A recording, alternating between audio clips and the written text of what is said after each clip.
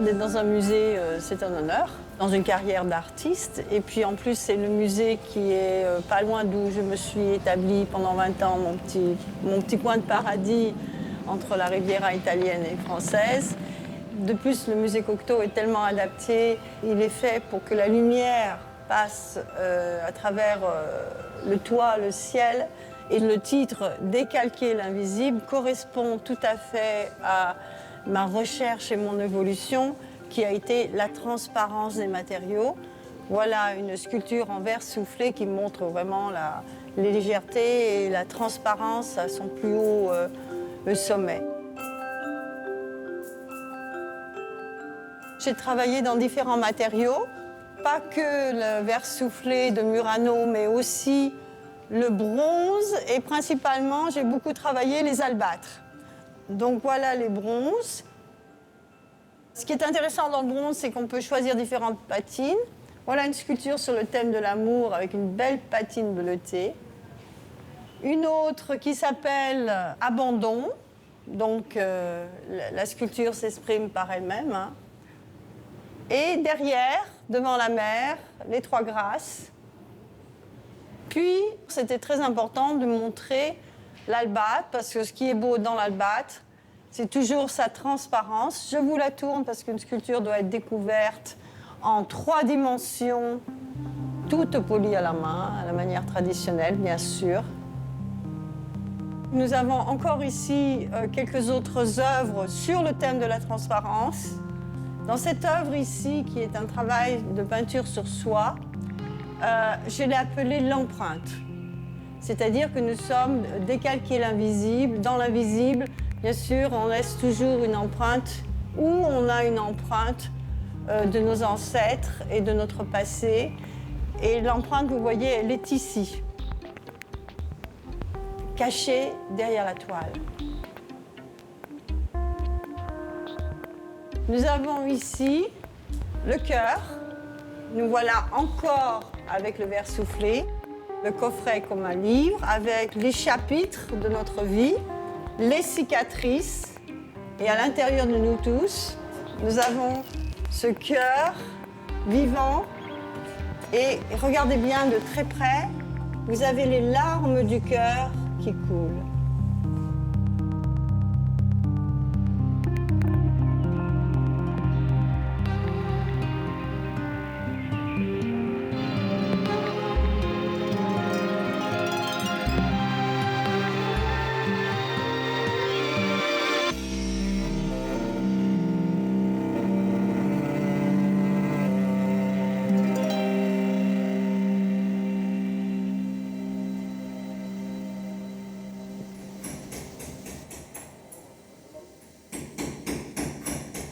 Déjà, quand une expo se termine, bien sûr, on pense à la logistique de tout ramener les pièces, organiser les hommes pour transporter les pièces lourdes, le camion et tout ça. C'est comme une marche supplémentaire, mais toutes les fois, c'est le partage de ce que l'on a créé vers les autres. Donc c'est plus une étape dans le parcours.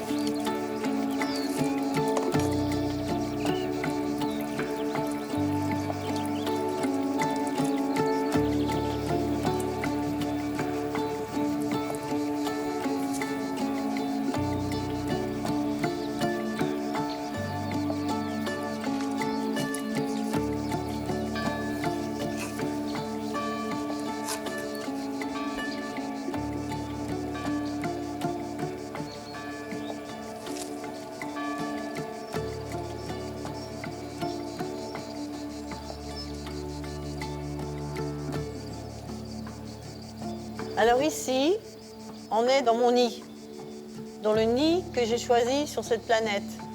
C'est un espace où il y a tout ce dont j'ai besoin. Il y a le calme, il y a aussi la montagne qui tombe dans la mer, il y a le climat qui est fantastique et surtout il y a la nature.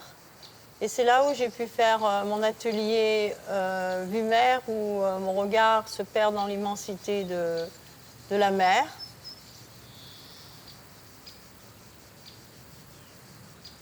Ici à Villa d'Arte, c'est la villa des arts, de tous les arts. On est aussi dans un village qui accueille les artistes, pas seulement les sculpteurs. Il a accueilli des peintres de Nouvelle-Zélande, d'Australie, des écrivains, des producteurs de films. Et c'était une vision que j'avais quand j'ai déménagé ici, d'accepter dans le bien-être toutes les personnes qui sont dans la créativité. Peace and love, quelque part. Et ça a été un chantier pendant 14 ans pour pouvoir réaliser tout ça.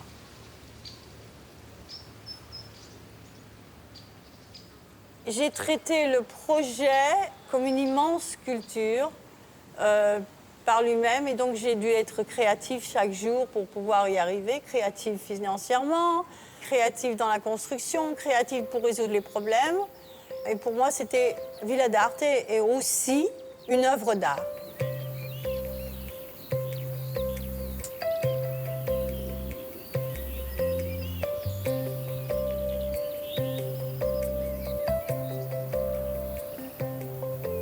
Je ne suis pas capable de dire d'où vient mon inspiration.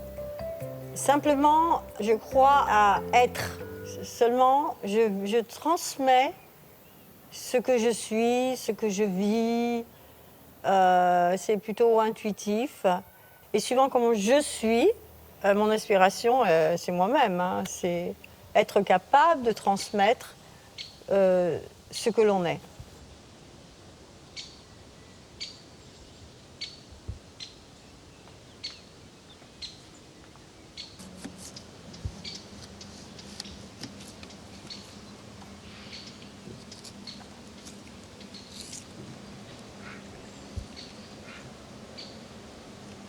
Voilà.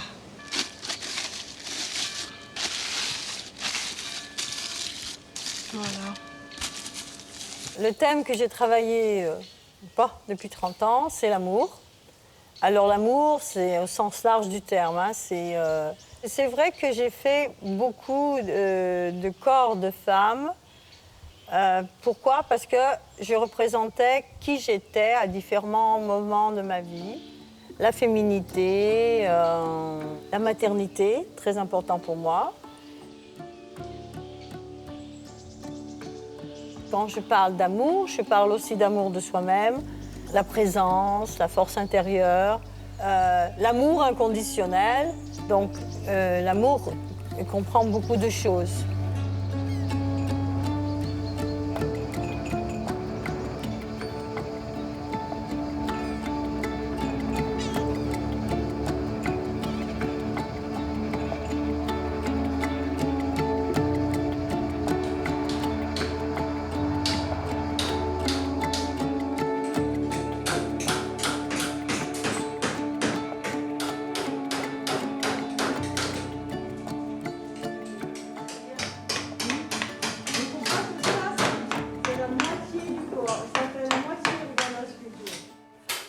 La différence entre faire de l'argile, l'argile on rajoute, tandis que là on part d'une surface qui est plate et on fait ressortir la forme.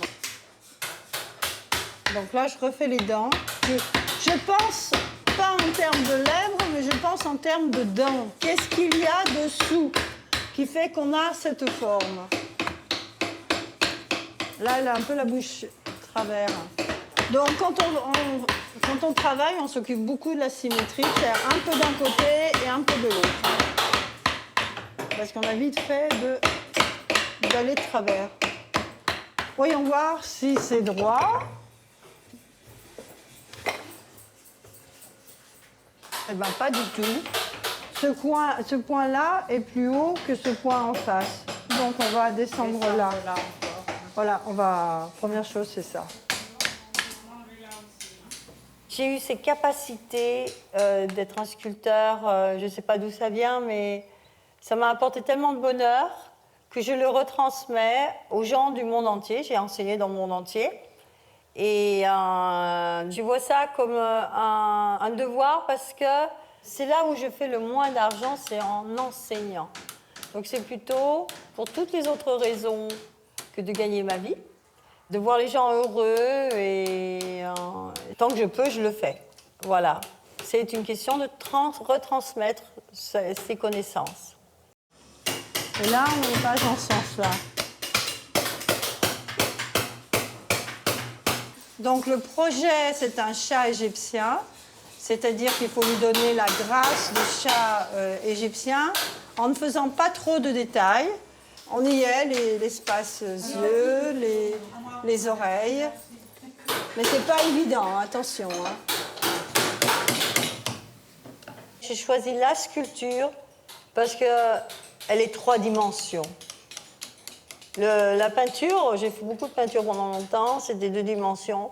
La 3e dimension, je vous assure que c'est fascinant. Quand vous prenez un bloc d'argile, il n'y a rien, ou une pierre qui est brute. Et l'objet émerge sous vos doigts. C'est vraiment un sentiment qui ne m'a toujours pas lassé, qui est fantastique. Donc on commence comme ça. Là, il y a 2 personnages. Il y a la femme qui est droite et on voit le penchant de l'homme qui va vers la femme. Donc les lignes essentielles, l'axe essentiel, il est celui-ci. Autre chose très importante, un bras ne doit pas être comme un tuyau.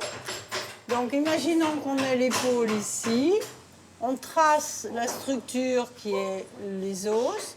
Ici, on a le coude et on a un mouvement et la main sera là sur lui.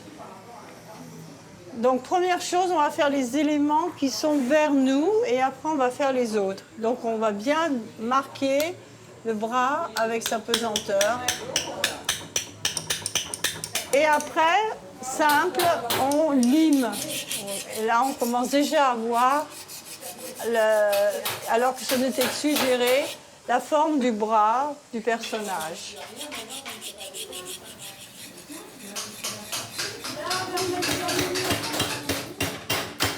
Alors, je travaille beaucoup à l'écoute. J'entends quand la pierre se fragilise et là, je m'arrête. Mais pour l'instant, la pierre a l'air très saine, donc aucun de risque de casse. Quand tu tailles la pierre, si tu n'es pas en osmose avec la pierre se casse en 2. Si tu la brutalises, elle se casse. Pour les pierres précieuses et semi-précieuses. Et si tu es vraiment en osmose avec ta pierre, alors là, elle ne se casse pas, elle se développe tout de suite, la créativité vient.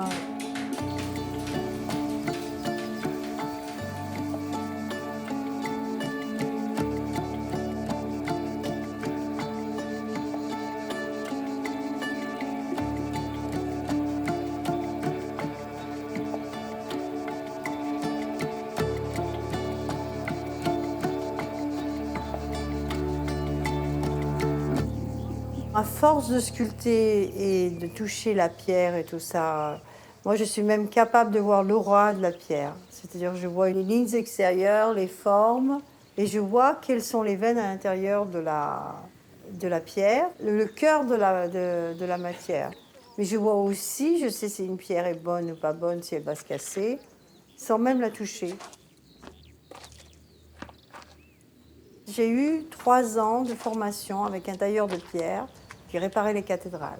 Ce qu'il m'a appris, c'est à tapoter la pierre et en écoutant le bruit, je pouvais comprendre comment était l'intérieur des gros blocs.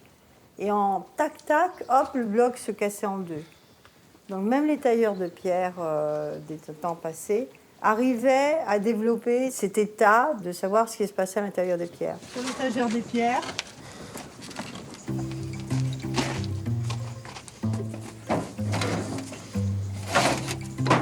ce sont des albâtres qui viennent directement de la carrière de Florence. Donc les albâtres en Italie sont blancs, d'une grande pureté et transparente.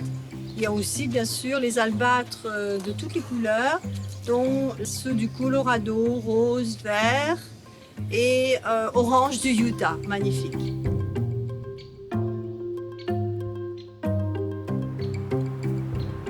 En parallèle de l'expression de moi-même, de mes expériences, de mon vécu, j'ai voulu aussi non seulement parler de la transparence de la matière, mais j'ai voulu aussi montrer qu'on part tous du brut en espérant arriver au poli. Toutes les expériences vécues sont des différentes étapes dans la vie pour aller à l'élévation de l'homme vers sa plus haute destinée. Donc souvent, dans une des marques de mes sculptures, c'est de montrer le brut d'où on vient, pour aller vers l'ultra poli qui brille dans la lumière. La lumière qu'on a tous en nous, qui est la vie, le souffle de la vie.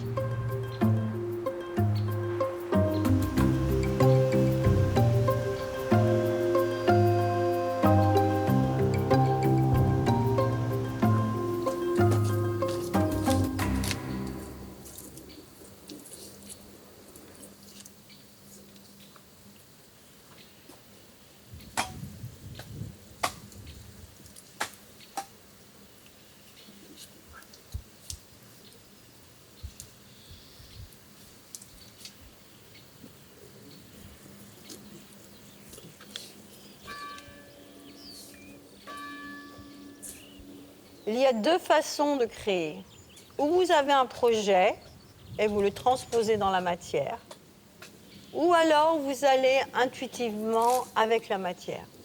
Donc certes, j'ai des visions vagues, et après je cherche les matériaux qui leur correspondent. Et donc moi, je suis plutôt, je pense qu'il faut être adaptable et transformer son projet suivant ce qu'il arrive. Donc je suis beaucoup moins pour, à part les sculptures grande dimension, où là on doit être conceptuel, parce qu'il y a une structure à faire, et puis après faire le contour, penser aux difficultés, chaque matière a des difficultés. Mais généralement je fais une petite maquette où j'oublie tout et je laisse mes mains et mon cœur faire.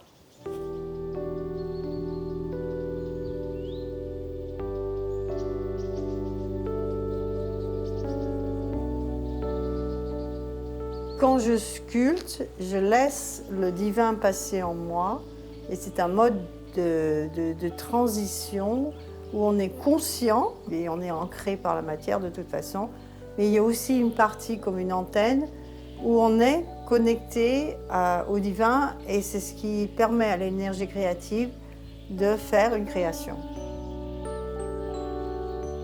Je suis à la limite même de l'âme qui se détache du corps, et mes mains continuent à sculpter. Le mot exact, c'est état de conscience modifié. Et quand je suis, par exemple, troublée par quelque chose que je ne vois pas tellement clair, je me fais une sculpture et je vois le miroir exact de ce qui se passe à l'inconscient.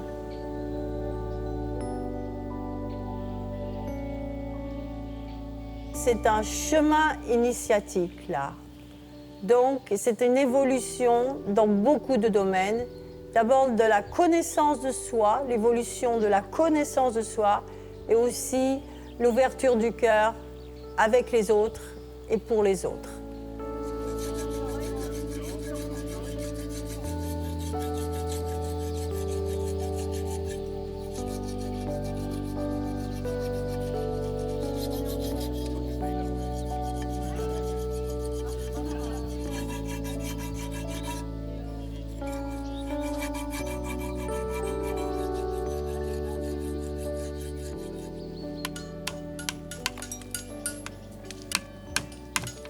Ça, c'est de la pierre à savon. C'est les pierres les plus tendres qui soient. J'en ai une là. La... Vous avez eu? Ouais. Je trouve que c'est un bon intermédiaire au début. Donc regardez, voilà. Allez, on y va. Lui coupe tout ce coup parce que je peux plus voir. Je pousse la tête, je vais la dévier là-bas.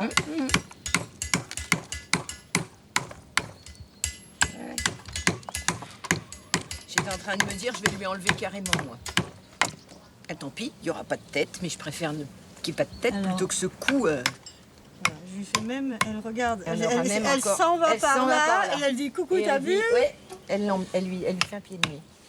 Alors ça, j'aurais pas su. Non, ça c'est trop ça, dur. je dois Ça, dire. Ça, j'aurais jamais réussi à la changer d'orientation comme ça. Alors maintenant, vous allez me la mettre debout pour que je puisse la faire.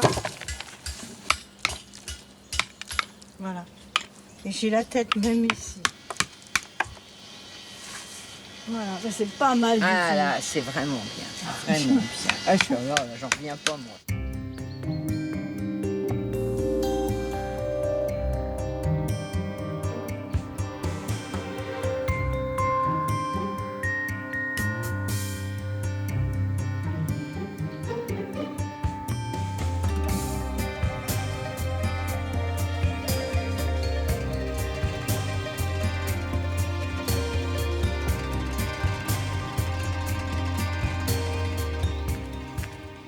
Donc là, on rentre dans la vieille ville de Ventimiglia, qui est super intéressant pour son authenticité. On est vraiment en Italie ici. Le café, typique. Il y a plein d'hommes, pas de femmes.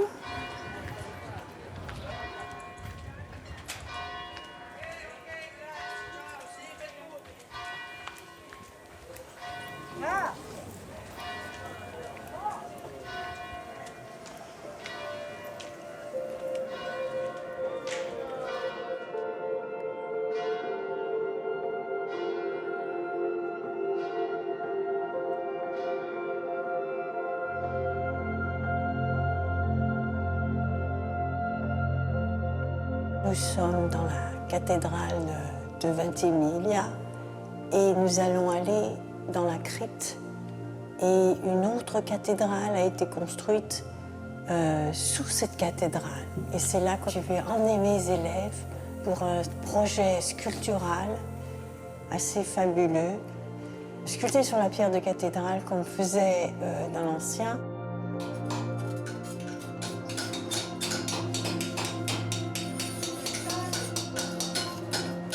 Donc là, on les a reproduits.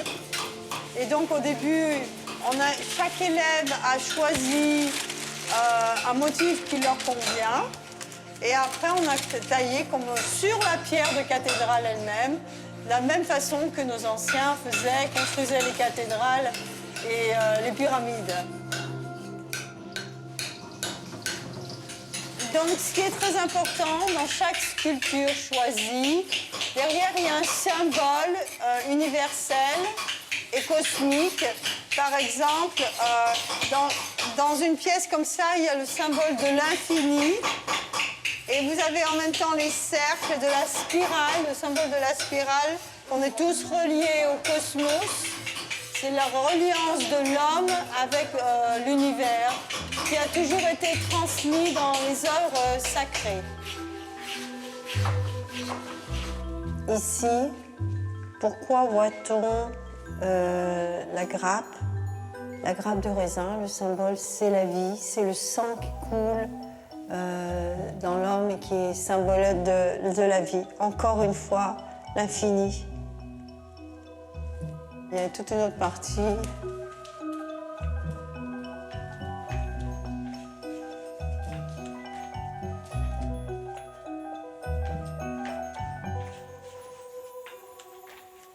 J'ai commencé la sculpture grâce à un tailleur de pierre en Californie qui réparait les cathédrales.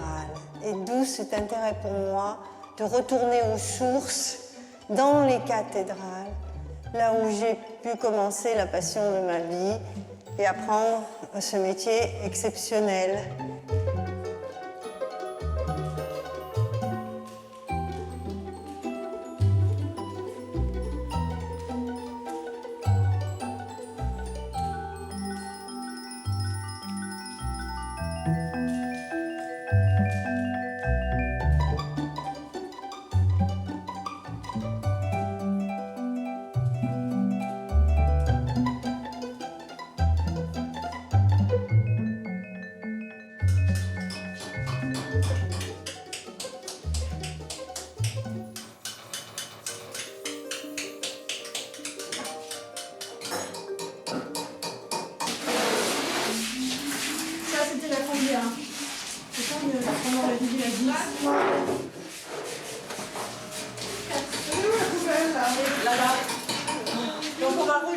morceaux ensemble pour créer cette magie d'huile continue.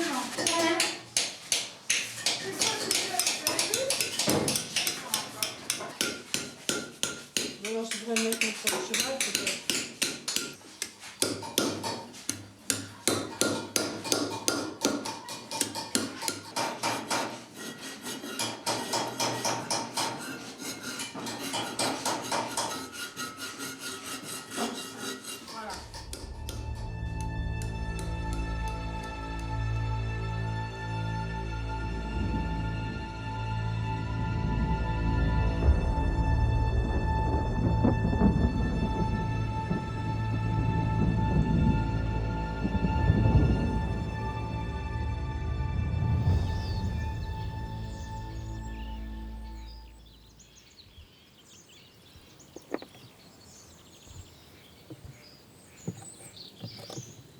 L'argile, avant qu'elle soit cuite, est très fragile.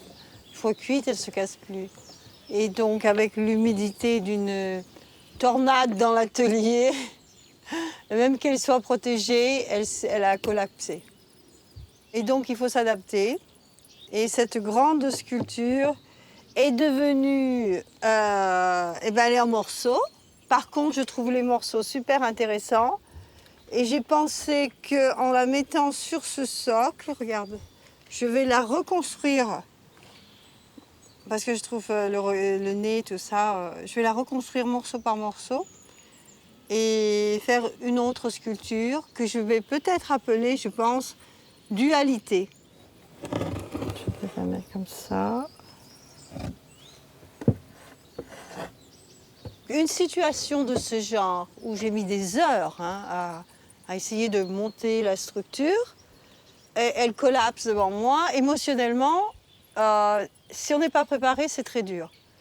Le fait que je pratique régulièrement la méditation, qui permet d'être très centré sur soi-même et de gérer les émotions, ça me permet de dire, donc d'une situation difficile, je vais la transformer pour qu'elle devienne une situation agréable. Je ne sais pas si je vais arriver à finir cette sculpture, mais j'aurais essayé.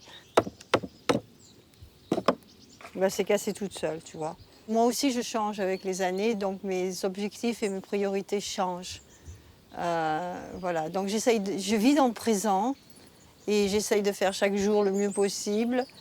Et par contre, ma ligne de conduite, ça fait plus de 30 ans que je fais de la sculpture, donc et je suis encore sculpteur et grâce au corps qui me le permet encore.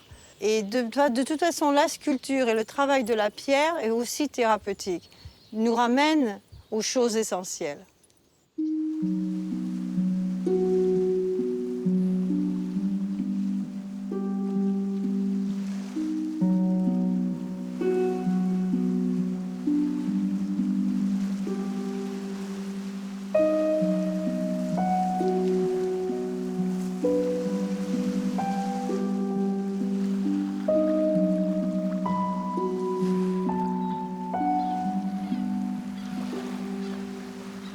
Lorsque les mots font encore trop mal, l'argile permet d'exprimer ce qui est enfoui au plus profond de soi, en donnant une forme aux images indicibles.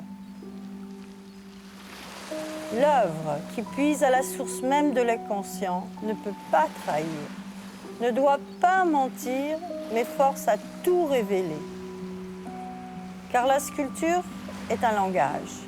Elle est délivrance, elle est connaissance. Alors, le sculpteur découvre sa vérité profonde.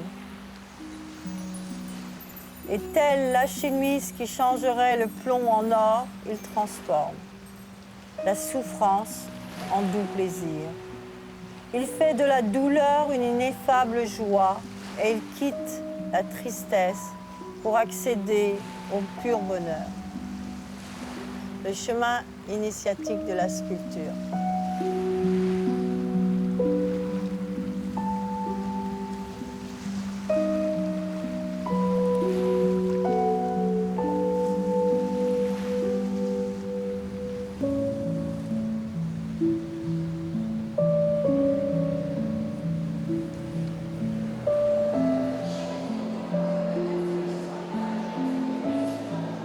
Bon, vous savez que l'école a pour vocation justement d'éveiller et de sensibiliser un large public à l'art. C'est pourquoi justement nous organisons plein de manifestations.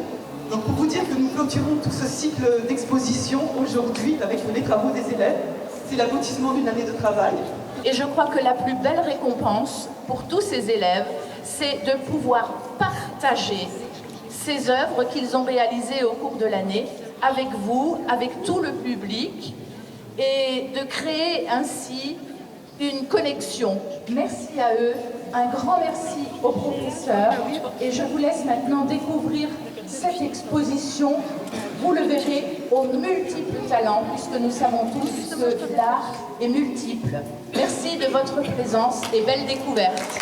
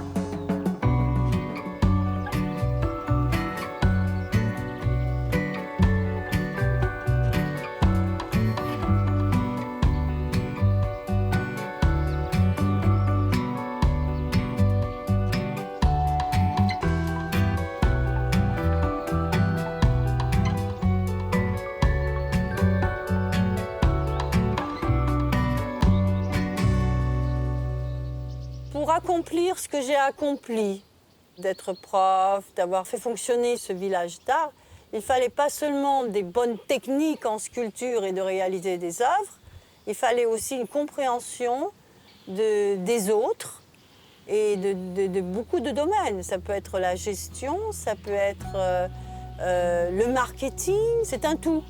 Je pense que le succès d'un artiste, c'est d'être dans l'équilibre en général, pas seulement être un super artiste et une mauvaise mère, mais le succès d'une vie, c'est d'être équilibré dans tous les domaines de sa vie et d'être heureux et serein, bien sûr.